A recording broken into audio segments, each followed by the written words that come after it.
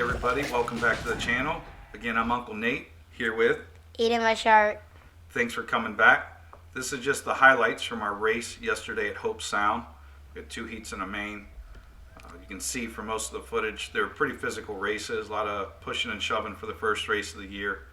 Ayden had a pretty hard wreck here at the end towards the video from 38 here. Here it is. Gets spun out before the start-finish line. Kid comes around, T-bones him. The little wolf girl did a really good job of sneaking through you guys, didn't she, buddy? Yeah. Are you okay? Yes. They stopped the race, and we all came and checked on him. Ayden decided he didn't want to continue for that race.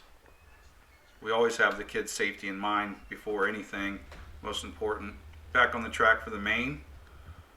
This is the first lap, getting wrecked, and then we get second for the day. Did you have fun? Yes. Thank you for watching. Like and subscribe. Come back and see us.